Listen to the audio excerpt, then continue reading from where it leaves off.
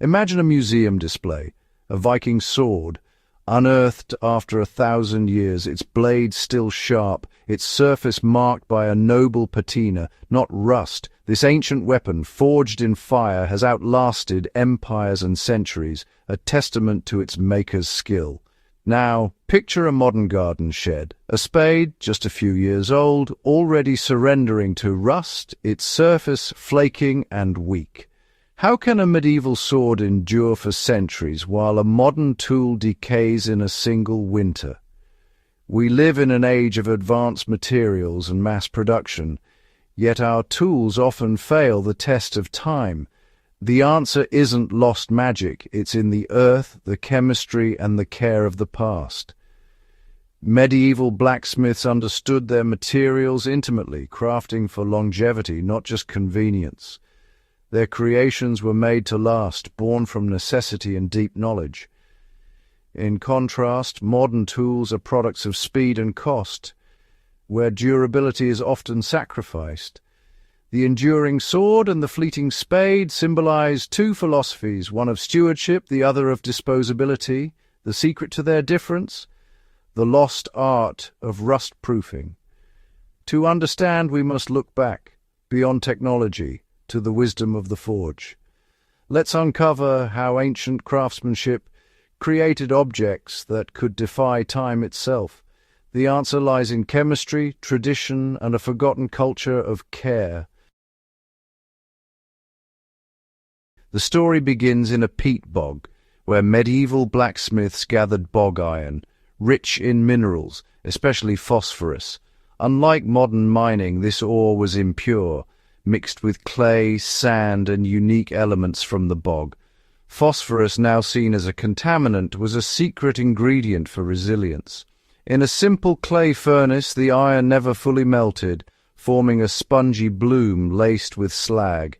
Hammering expelled most slag, but some remained, tiny strands that became internal barriers. These slag inclusions, rich in silica, blocked moisture and oxygen, protecting the metal from within.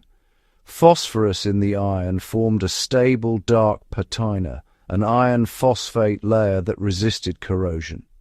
The so-called impurities were actually strengths slag for physical defense, phosphorus for chemical shielding. The result was a composite, iron, slag, and phosphorus, naturally rust-resistant. The blacksmith's genius was in harnessing nature, not fighting it. Medieval metal was born with built-in protection, a product of chemistry and craft. This was the first secret to its legendary longevity. The process was slow, but the reward was a tool that could last centuries. The wisdom of the bog and the forge gave birth to enduring steel. The blacksmith's work didn't end with shaping the metal. After forging, the blade was reheated and quenched, often in oil or animal fat, not just water. This quenching bonded oil to the iron, creating a tough, water-resistant layer. The process, called oil blackening, made the surface hydrophobic and durable. Sometimes a final rub with beeswax or fat added another protective coat. Each step was deliberate, layering defenses against rust. The result, a tool with internal slag barriers, a phosphate patina, and an oil-sealed skin. This holistic approach made medieval tools resilient for generations. The blacksmith was both craftsman and chemist, using fire, oil, and instinct to create lasting protection. The secret was not just in the making, but in the finishing. Now step into a modern steel mill, vast, efficient, and focused on purity.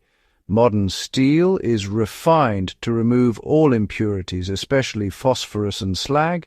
This makes it perfect for engineering, but strips away its natural defenses. The result is a uniform, reactive metal, strong but vulnerable to rust. The protective barriers of the past are gone. Modern steel is a blank slate exposed to the elements. The responsibility for rust prevention is left to coatings and the end user.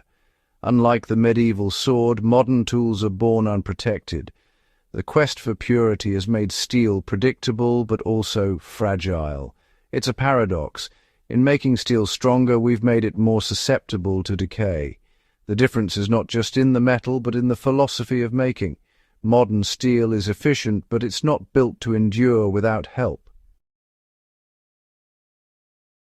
Rust is iron's natural fate. Just add water and oxygen.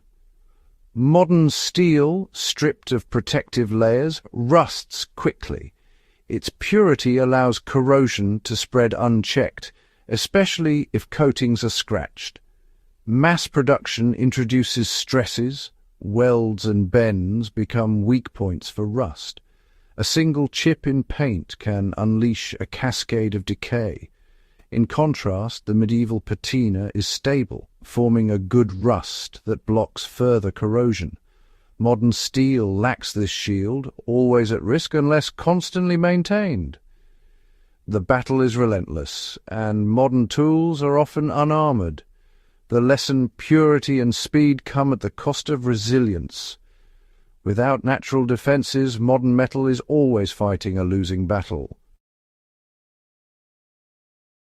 Medieval tools lasted not just because of their materials, but because of a culture of care. Tools were cleaned, dried, and oiled after every use, a daily ritual of preservation. Owners applied fat or oil, renewing the hydrophobic barrier. For storage, tools were coated in grease, wrapped in oiled cloth, and kept dry. This stewardship was passed down through generations. In contrast, today's tools are often neglected, expected to last without attention. The act of maintenance has become rare, replaced by disposability. The medieval owner saw themselves as a guardian, not just a user. Their care was as important as the blacksmith's craft.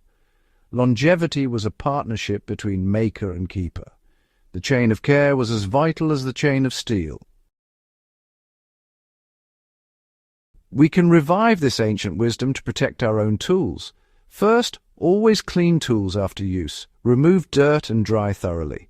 Apply a thin coat of oil or paste wax to all metal parts, especially joints and edges. For long-term storage, use a heavier grease and wrap tools in an oiled rag. Store tools hanging away from damp floors. This simple ritual extends tool life, saves money, and reconnects us with craftsmanship. Treat tools as partners, not disposables. 5 minutes of care can prevent years of decay. The investment is small, but the reward is lasting performance.